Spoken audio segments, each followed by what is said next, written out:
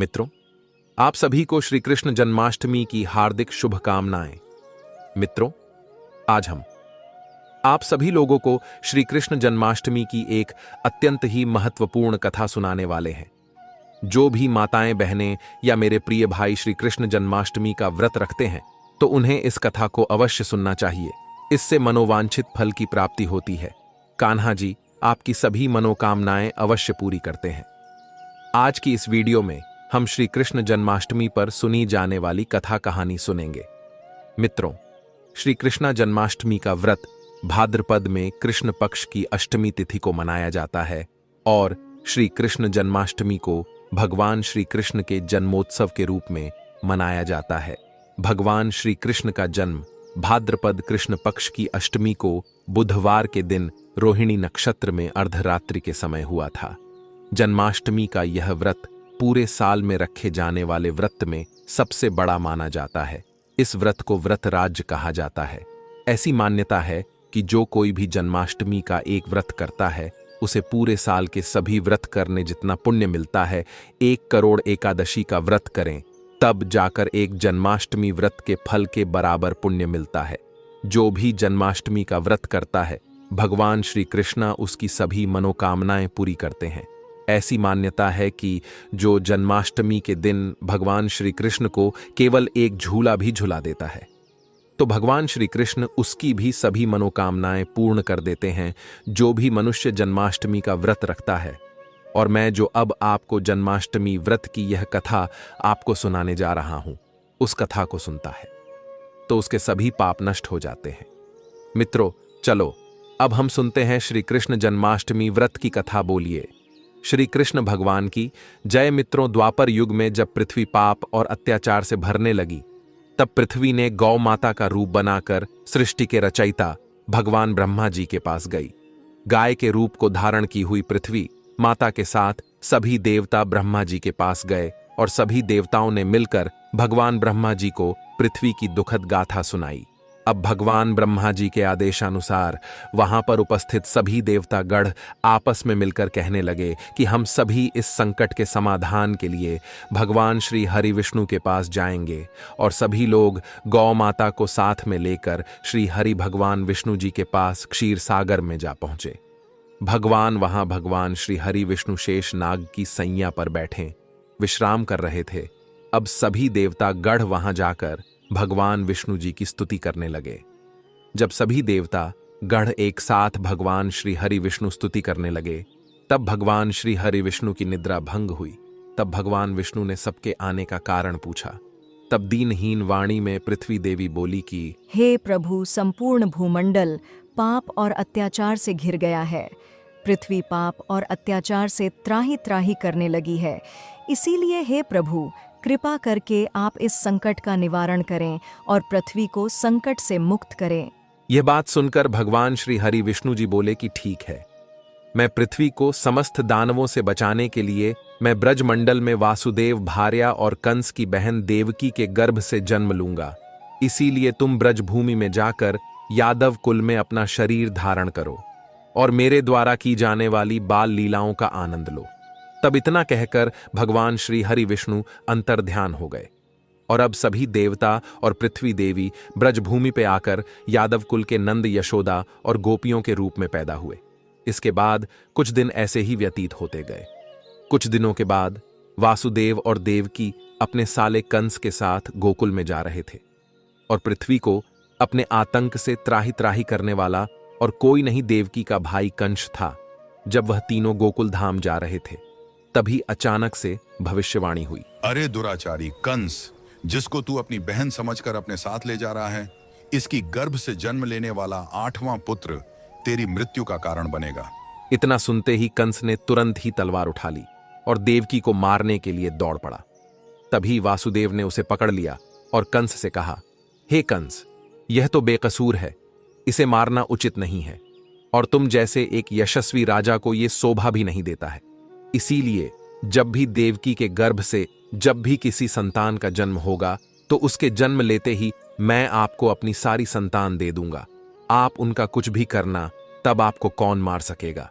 अब जब कंस ने उसकी बात सुनी, तब उस अत्याचारी कंस ने वासुदेव की बात मान ली और वासुदेव और देवकी को ले जाकर एक जेल खाने में बंद कर दिया।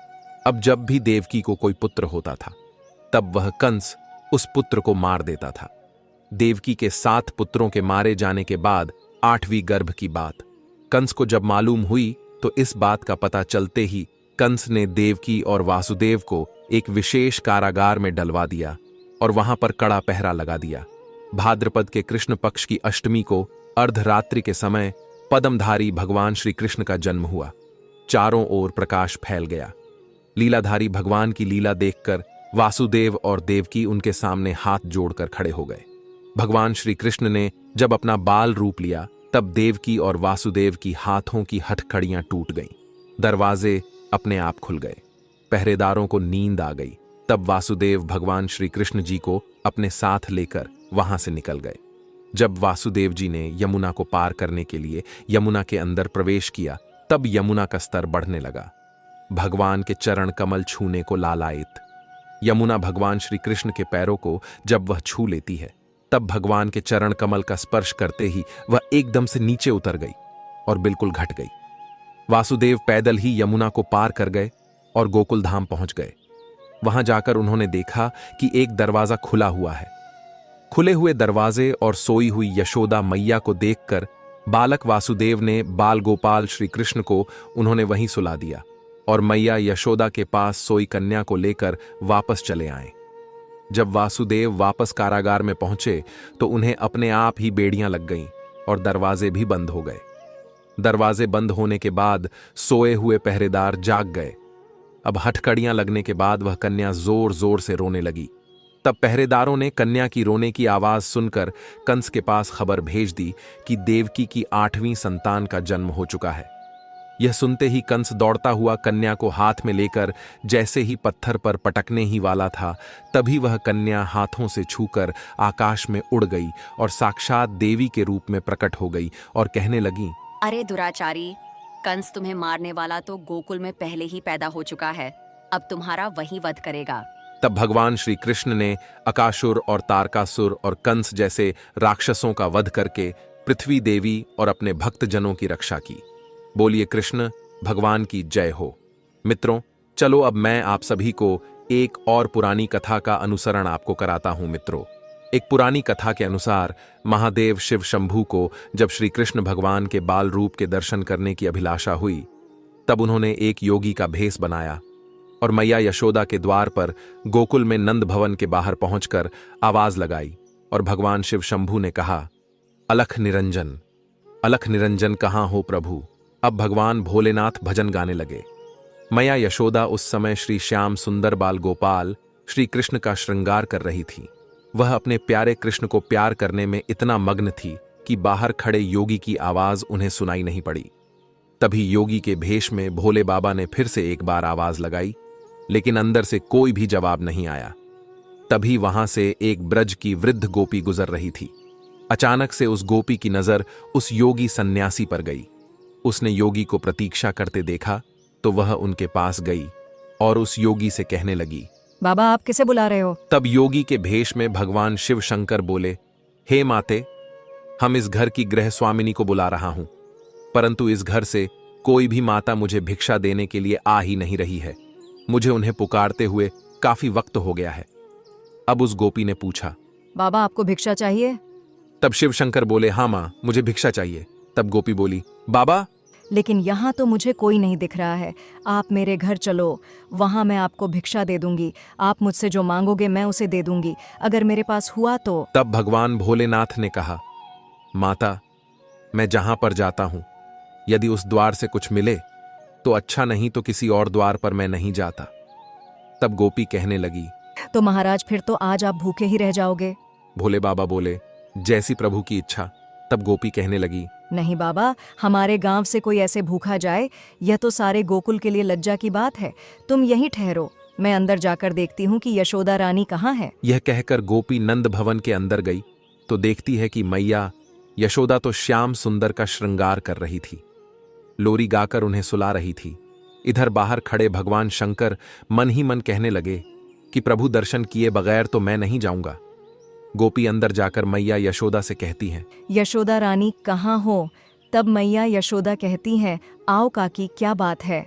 तब गोपी कहने लगी, यशोदा रानी, तुम्हारे द्वार पर एक योगी कब से भिक्षा के लिए खड़ा है, तुमने उसकी आवाज़ नहीं सुनी? तब मैया यशोदा बोली, नहीं तो मुझे तो कोई आवाज़ नहीं आई।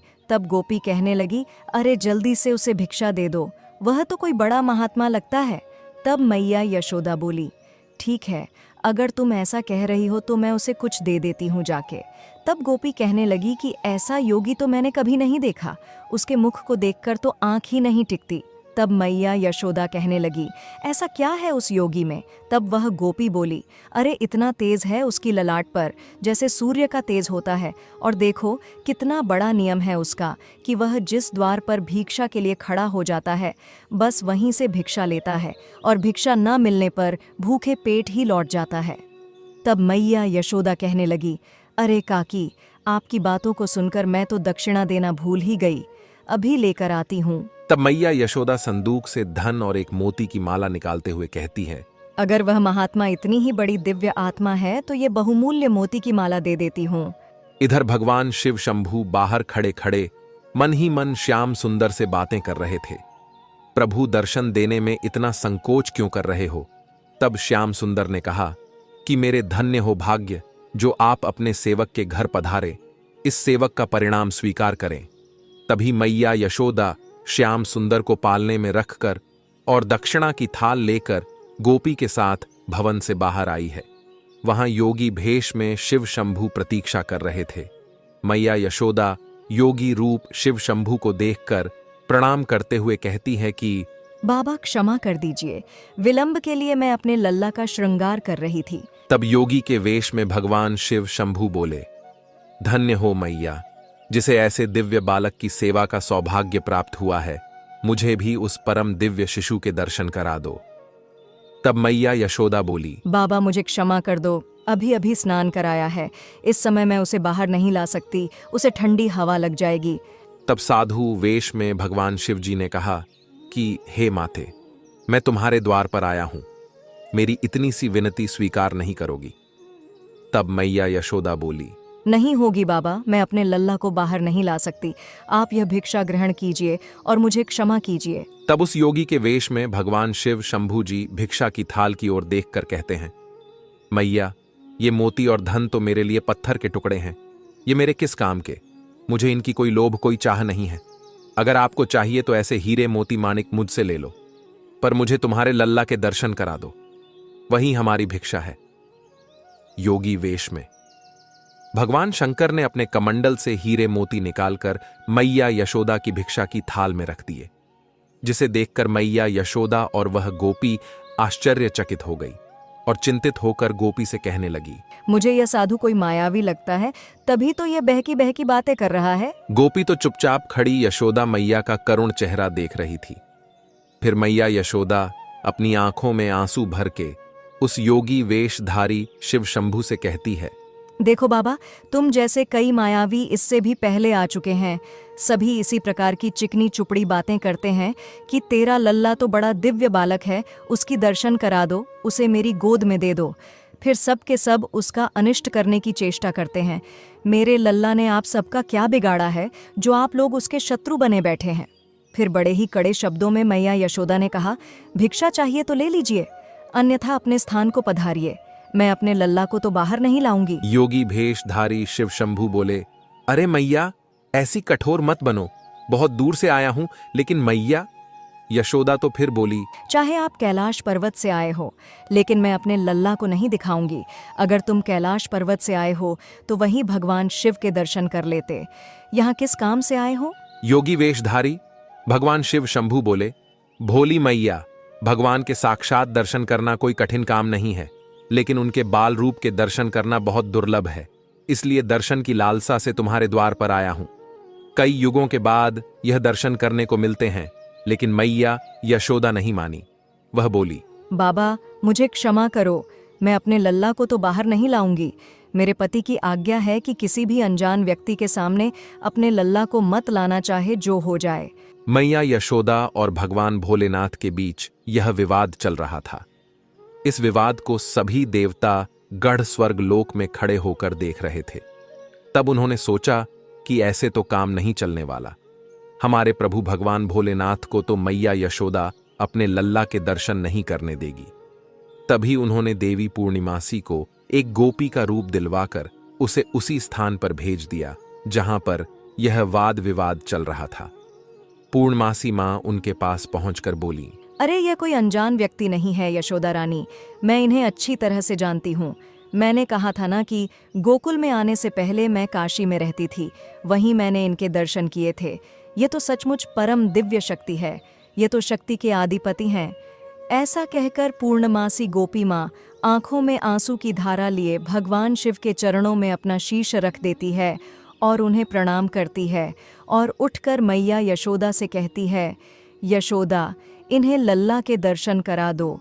इनका आशीर्वाद पाकर तेरा लल्ला भी बड़ा प्रसन्न हो जाएगा। मैया यशोदा अब स्मृति मुद्रा में पूर्णमासी मां से कहती है, क्या तुम सच कह रही हो? मैया यशोदा आगे कहती है, लेकिन इनकी वेशभूषा तो देखिए, लंबी लंबी जटाएं, बदन में भभूत, गले में सांपों की माला। लल्ला तो इनको देखकर वैसे ही डर जाएगा ना बाबा, ना मैं तो लल्ला को नहीं लाऊंगी। बेचारी भोली बली मैया को क्या पता था कि उनके द्वार पर स्वयं शिव भगवान पधारे हैं।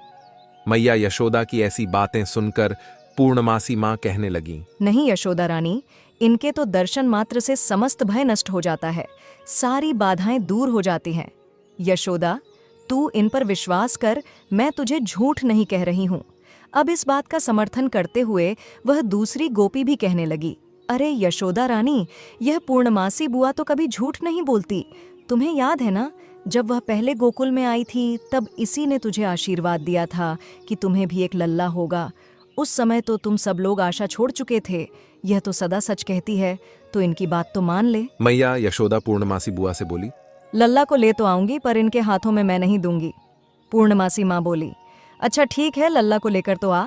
लल्ला को दूर से ही आशीर्वाद ले लेना, जा जल्दी जा। फिर मैया यशोदा नंद भवन के अंदर जाती है श्याम सुंदर को लेने के लिए, और अंदर जाकर श्याम सुंदर को अपनी गोद में उठाकर इस तरह से कहती है, अरे लल्ला चल, तेरे दर्शन के लिए कोई आए हैं। मैया यशोदा श्याम सुंदर को बाहर ले जाती है, जिन्हें देखकर योगी वेशधारी शिव शंभू प्रेम से गदगद हो जाते हैं।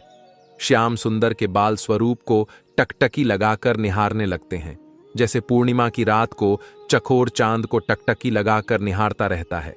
उसी तरह वह साधु वेशधारी भगवान शिव भी इस लल्ला को देखकर उसे एकटक देख रहे थे। भगवान शिव शंभू अपने प्रिय श्याम सुंदर के इस बाल रूप को देखकर उन्हें नमस्कार करते हैं और श्याम सुंदर के चेहरे पर भी मधुर मुस्कान आ जाती है। फिर श्याम सुंदर को देखकर वह साधु वेशधारी भगवान भोलेनाथ मैया यशोदा से कहते हैं, मैया, यदि तुम्हारी आज्ञा हो तो मैं इनके चरणों में अपना मस्तक रख सकता हूं क्या? तब मैया यशोदा कहती है कि नहीं नहीं, मैं मेरे लल्ला को किसी को छूने नहीं दूंगी। फिर पूर्णमासी बुआ योगी वेशधारी शिव शंभू से कहती है, पहले अपनी चरणदास तो दीजिए। ऐसा कर पूर्णमासी मां शिव शंभू के चरण को लेकर श्याम सुंदर की ललाट पर लगा देती है। शिव शंभू के चरणदास श्याम सुंदर की ललाट में पढ़ने से श्याम सुंदर मन ही मन भगवान शिव शंभू से कहते हैं, प्रभु बहुत बहुत धन्यवाद।